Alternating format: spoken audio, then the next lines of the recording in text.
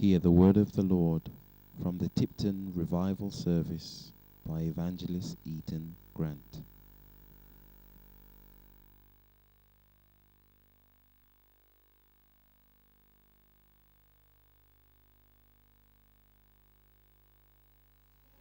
And Ziklag, and smitten Ziklag, and burned it with fire.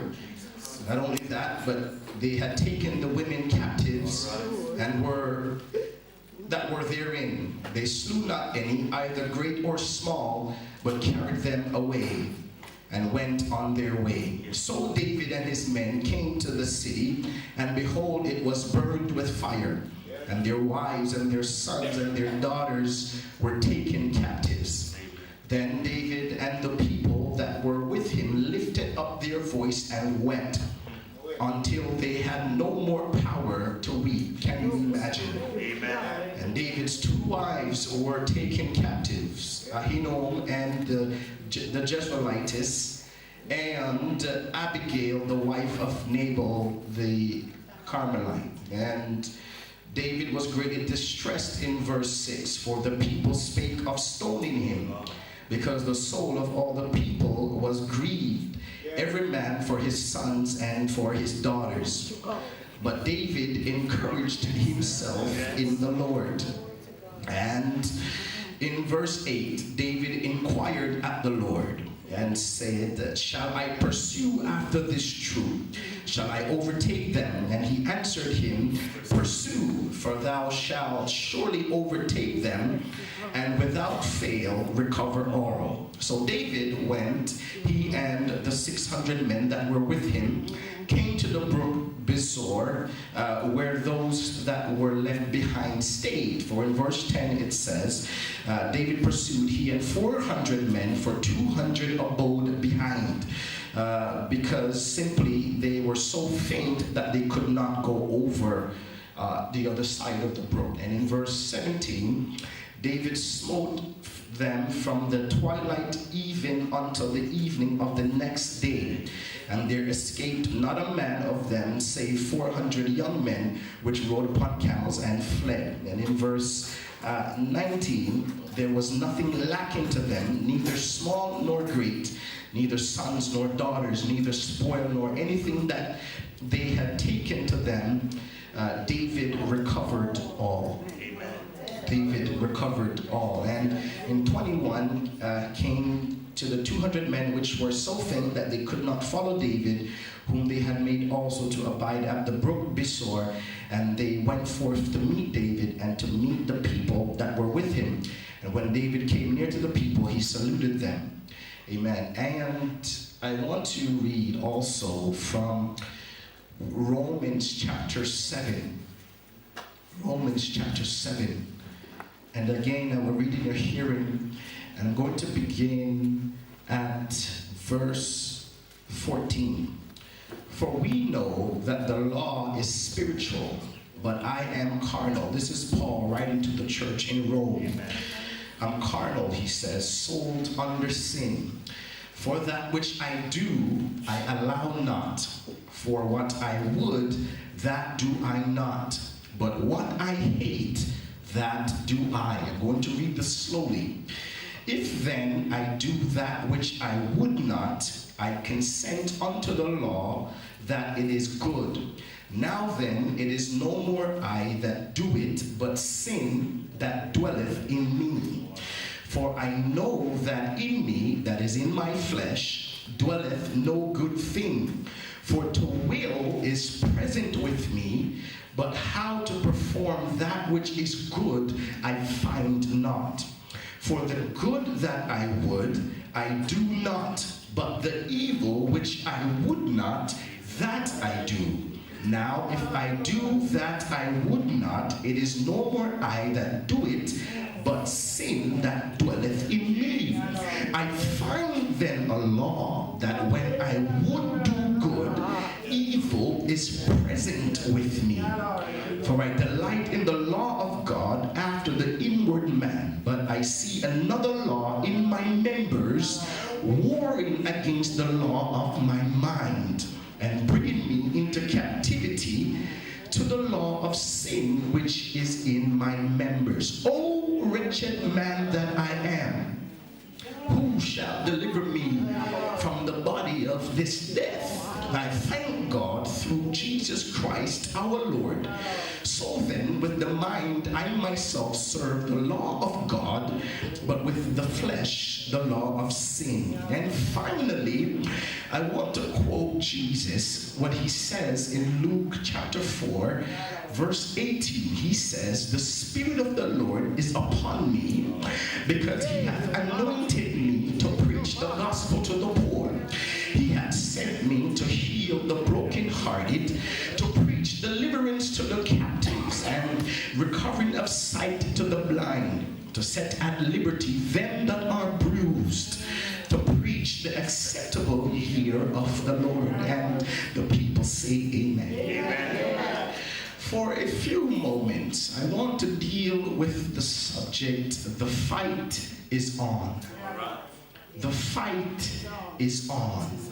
The fight is on. It is interesting here because as I look at Samuel, I want to maybe have us go through just a little bit to sort of get a full picture and a full background of how we arrive at chapter 30 and how we arrive at Ziklag, where David's wives and daughters and sons are taken. And you see, in chapter 1 of 1 Samuel, the Bible lets us know that there was a man whose name was Elkanah. And the Bible said that Elkanah had two wives. Brothers, gone are the days. One Lord, one faith, one wife. And so, but Elkanah had, I see some brothers smiling, saying the good old days. Yes, those days are long gone.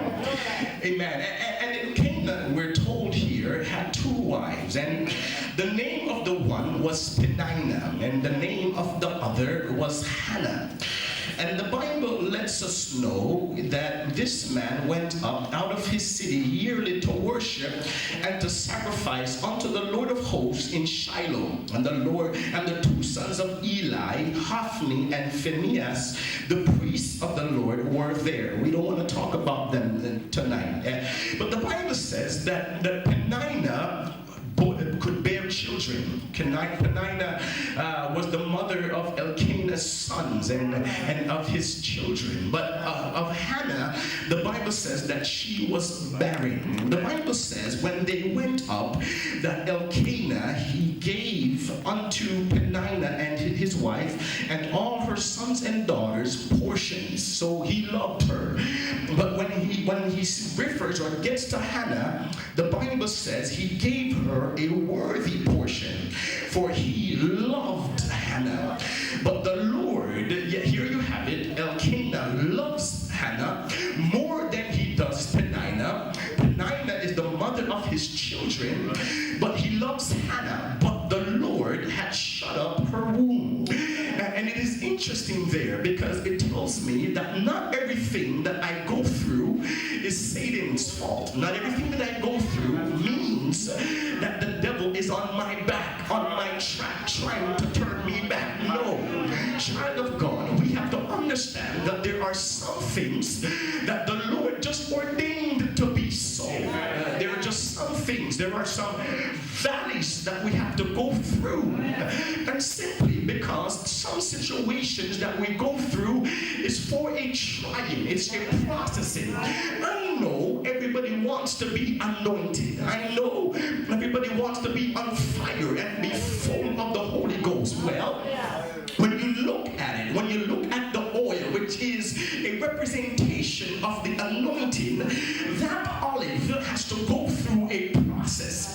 The olive has to be gathered, has to be cleaned and cleansed and washed, and after it's been through that stage, there then has to be a crushing, and the olive becomes crushed and trampled under. They didn't have fine food processors that would take 5 minutes, pop it in like a microwavable dinner. No, it would be crushed and beaten, and people would walk all over it. But at the end of the process, you could get some anointing oil.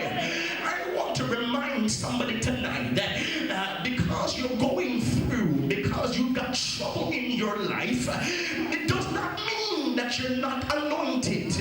It just means that you're going through a period of crushing.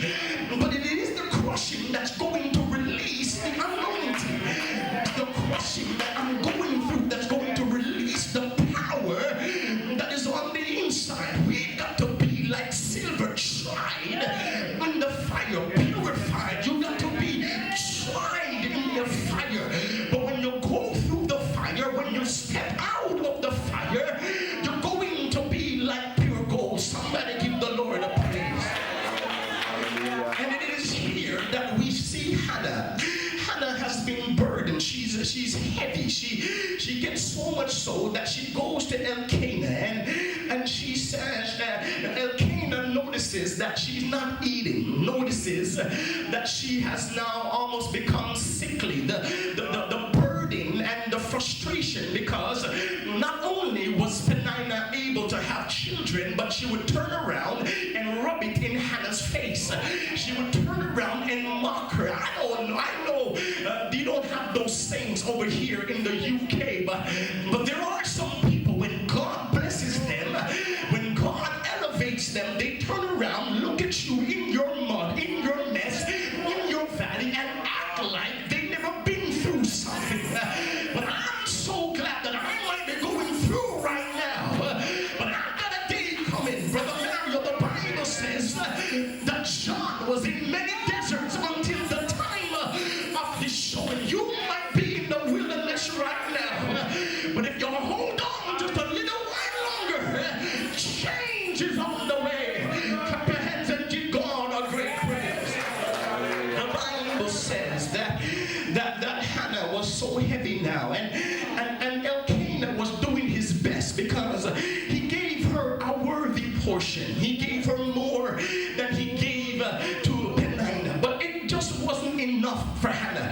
Have you ever just wanted what you wanted, and you might have gotten a substitute, but it just wasn't the same? It wasn't good enough for Hannah to have a husband. It wasn't good enough for her to have a good man, not just a no good lazy husband, doesn't want to get up, doesn't want to work, doesn't want to do the dishes. I wish I could be real. It wasn't just some joker, but she had a good man, a man that gave her a worthy portion. But Hannah was so caught up in having a child, because in those days you would be deemed as being blessed of the Lord if you could have children.